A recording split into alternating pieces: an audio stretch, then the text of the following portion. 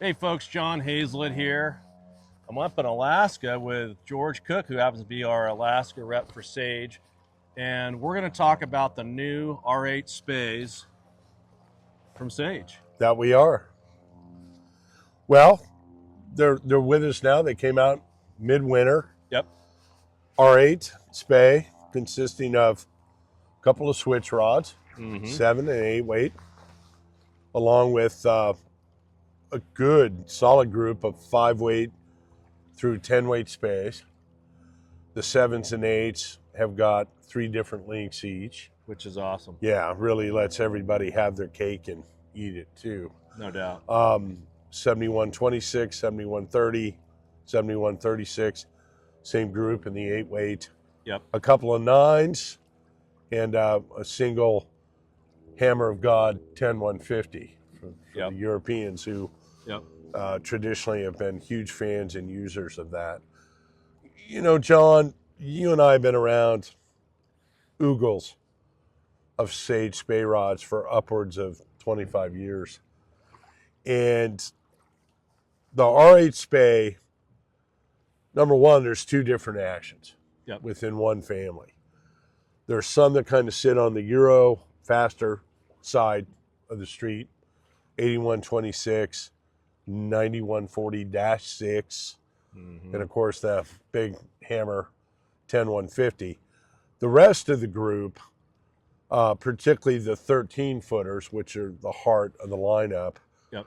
follow what I call Pacific Northwest soulful smooth. Mm-hmm. Just delightfully smooth, relaxed, cast, focused Spey rods. Yep. And the R8 Spey, much like its single-handed cousins, R8 Core, R8 Salt, these rods really function and perform at their highest level when you just sit back and cast intuitively, relaxed, and focused on the task at hand, not focused on how am I going to make this cast. Just stand and deliver, man. Yep. And the Spey rods, you and I have had the good fortune for upwards of 2 years now. We're right at that 2-year mark, Mm-hmm. where we had various prototypes. Yeah. 7 weights, 8 weights.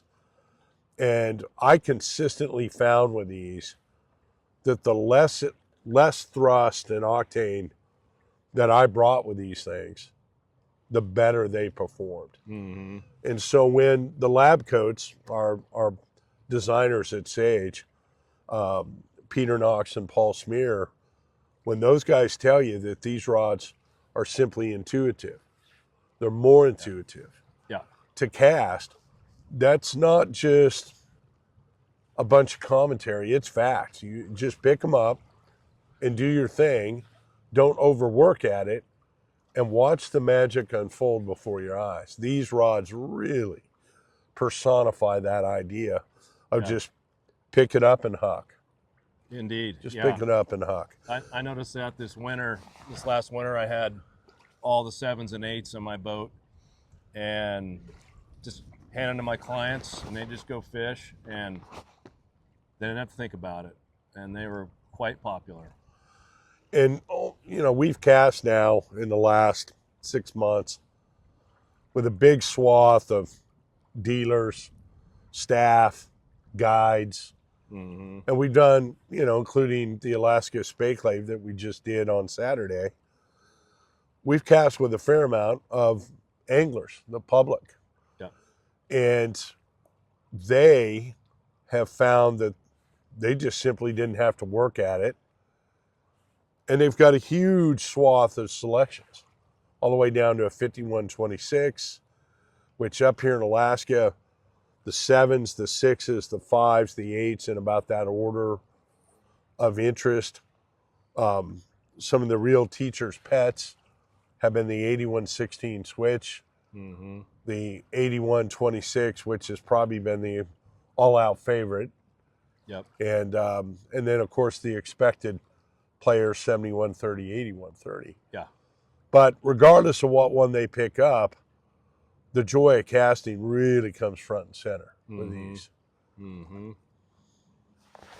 Yeah, I've had a lot of time with 5 through 8 weight, and this 9 weight you just handed me, I've cast what, maybe 20 times today. Let's just see what. We've got a 700 launch on there. I mean, that just jumps off there. I'm putting very little effort into it.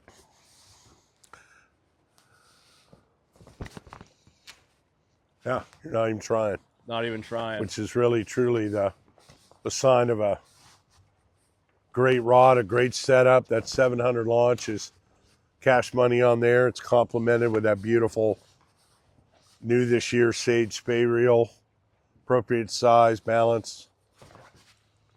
Yeah. I mean, you're plucking her out there at 75 feet and it wants more. It wants more string, John. All right, more string. Well, one thing I also found is that while we don't need to put a lot of effort into it, when you want to lean into one of these rods, it delivers. It delivers easily. I think does it want more? I think it wants more. Give her a go.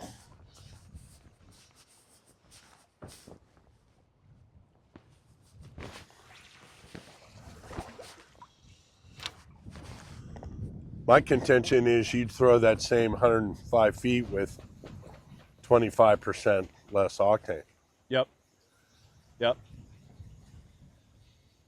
Well, we look forward to digging deeper into these rods. This is an introduction to the series. Stay tuned, because we're going to do a review of all the rods coming up. Thanks for tuning in. Thank you, George, for introducing these R8s to us. My pleasure, John. All right. We'll see you soon.